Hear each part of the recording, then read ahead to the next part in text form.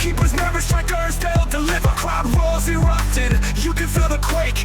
80,000 voices. Chelsea get the win, but this is one of those performances where you just take the win, make like bandits, and run away from Craven Cottage with all 3 points. Thankfully, Chelsea was able to get the win to see the team move up to fifth spot on the league standings, and apparently 5 teams can qualify for the Champions League, from the Premier League. So that's good news in that regard. But there are so many things wrong with this performance. So many things wrong with this performance.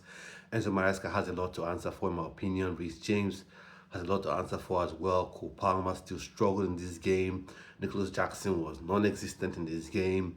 But thankfully, the blushes of Chelsea were saved by Tyrique George. And I dare say I'm glad for the kid. He's been in among the goals recently, and I'm extra happy that he is eligible to play for Nigeria. So I'm always happy when I see a Nigerian player, or at least a player who's eligible to play for Nigeria, doing the business on the pitch. So kudos to everyone at Cobham for producing such a fine talent in Tyrique George, and then Pedro Neto got the goal. But before I go into talking about the players, I know Chelsea have won, but I want to talk about Anthony Taylor. Anthony Taylor is just a fish. He is a corrupt fish. I'm tired of it. PGMOL, whatever you want to call yourself. This is just pure, plain corruption. I don't know what to call it. Because you see a referee looking. It wasn't some sort of, the play was too fast, the pace of the players, he couldn't keep up with play, and a foul ensued, so he missed it. He was right there looking at Reece James and watched the Fulham player smash into Reece James' back. Easy days, easiest call in the world to make. A free kick against Fulham for Chelsea. Simple as that. But he looked at it, decided not to give it, and true to form, VAR always backing themselves, chose not to send him to the monitor. And from, off of that, Fulham score 1-0 ahead. So that gave them something to hold on to. Now, I want to talk about Reece James. Fair enough, that was a foul on you, Reece James. Fair enough. 100% that was a foul. Fair enough. The fish Anthony Taylor got it wrong. Not because he got it wrong. He just decided not to give the right decision. So that's 100% clear. But you were on the ball and you were strolling. Why on God's green earth would you be strolling on the pitch? 2 reasons. This is the Premier League. No quarter given, no quarter asked for. People will always be under pressure. Opposition teams will want to put you under pressure. 100%. That always happens. So why would you be strolling on the pitch? Why? Why not be on, be on the up and up, be on your guard, keep play moving quickly? Why? Secondly, Anthony Taylor, you've been part of those teams where Anthony Taylor has come up with dodgy calls, and you've been aware. I'm sure you were aware of the hair pull on Cucurella that Anthony Taylor refused to give, that led to Spurs scoring an equalizer against Chelsea a couple of seasons ago. So you are aware of this.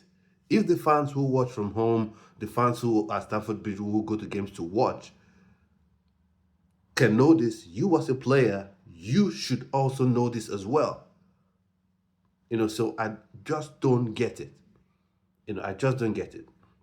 Then some of the blame has to go to Mr. Enzo Maresca, has to go to Chelsea's head coach, because there are different sort of intangible qualities that players need to have, or that players who play specific positions have. There's a certain awareness that midfielders have that fullbacks just don't. No matter how good they are on the ball in terms of passing range, they just don't have that awareness.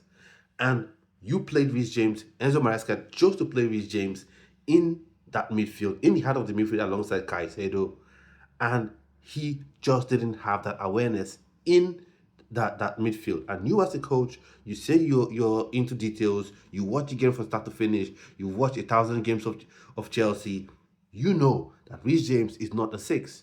So why do you play him there? So in that regard, an asterisk against Reece James, Anthony Taylor, and Enzo Maresca. Then you go on to Cole Palmer. He struggled throughout the game. He really, really did struggle. You could see the effort, but he just struggled. And then let's talk about Nicholas Jackson. Nicholas Jackson, I've said it.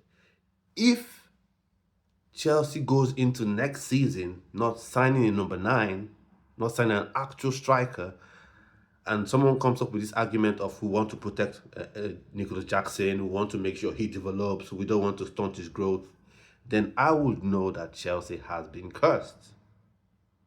Then I'll just say, yeah, Chelsea has been cursed. Roman's club was taken from him, so someone has placed the curse in Chelsea, and people should go beg Roman because that would just defy belief. Because you can see with your eyes, this is not something someone else is telling you game in, game out.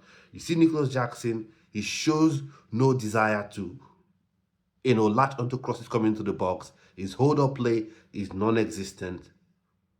The only time he can even show that he's a striker is when you play the true passes in. And when you play for Chelsea, you rarely get those sort of chances where you just have a true pass and you can latch onto the true pass and get a 1v1 versus goalkeeper. What happens most times is you have someone who's on, you have someone who's marking you tightly, or you have a team that chooses to defend deep. So you don't have that space to run in behind. There are lots of crosses that came into the box. Nicholas Jackson, the only way he was better than me was he sort of had super special tickets that got him to be on the pitch and watch the game in real time because he was not interested in latching onto any cross, or he just couldn't get onto any cross. The crosses were coming in and he was doing nothing. So for me, Nicholas Jackson is just not a striker that's good enough for Chelsea at all. That is, if the objective of Clear Lake, Blue Coal, Todd Bowley, Egbali, whatever they call themselves, is to win, then Nicholas Jackson is just not your man 110%. Otherwise, if you just want to maybe have it on your belt as a notch on your belt, like wow, we own a Premier League team, then fine, you can have Nicholas Jackson stay another season. Some fans will say, oh, Nicholas Jackson didn't get perfect services, that was a perfect service, had the goals served to him on the plate. But he's just not good enough. That's my opinion on Nicholas Jackson. I wonder what you think about Nicholas Jackson. Do you think I'm being too harsh? For me, I just don't think he is good enough. I don't think he's improved enough. And at Chelsea, if you want to play at the top level, you don't get time. That's the nature of the beast. That's the nature of the business. You don't have time. You're not going to get 2, 3, 4 years to develop. No, it's just not going to happen. And he's not a kid anymore. He's in his 20s, and that's when players should start showing what they can become. So, that aside, now, back to Enzo Maresca. This business of inverted fullbacks. The question I always ask people is this: what is the tangible benefit? What can you point your fingers to say, yes, this is the benefit from, I derive, playing a fullback, that the team derives when I play fullbacks in midfield as opposed to allowing them stretch play. And it will be, incidentally, another Nigerian had a field day. He had a field day down that flank because there was nobody to stop him. He's quick, but he's not electric. He's not super fast. So the fact that he enjoyed, his time down Chelsea's right just told you everything you needed to know. Reece James was tucked into the midfield. Then he was subbed off in the second half, and Malo Gusto, was brought on, still tucked into the midfield. I think he picked up an injury, then he came off, and then Tosin Adebayo came on in his spot. Now, there's no benefit. You know what the superpower of Malo Gusto is, of what Reece James is. So playing him as an 8 or whatever, 6, playing him in midfield, as opposed to allowing him be dynamic to overlap and underlap, allowing them be dynamic to overlap and underlap, then it just makes no sense to me. That just feels like self-destruct, a self-destructive mindset. I said it about Graham Potter. I said it about Mauricio Pochettino. And yes, unfortunately, I have to say about Enzo Maresca. He is getting things wrong too consistently for my liking, in my opinion. I don't know what you think. I would like to know what you think. If you think differently, in the comments, in the comment section. Now, final thing I want to speak about. You have lots of crosses that were coming in. You know, Pedro Neto, putting in crosses that was good. You had Tyrique George. He came on for Nicholas Jackson, who was non-existent. Like I said, he got the goal. Good, good goal from him. And then you saw Pedro Neto smashing the equalizer with, I think, a couple of minutes of added time to go. So kudos to those two players for getting for getting the goals and helping Chelsea get to that top 5 spot. So happy days. Performance wasn't anything to write home about, wasn't anything to get excited about.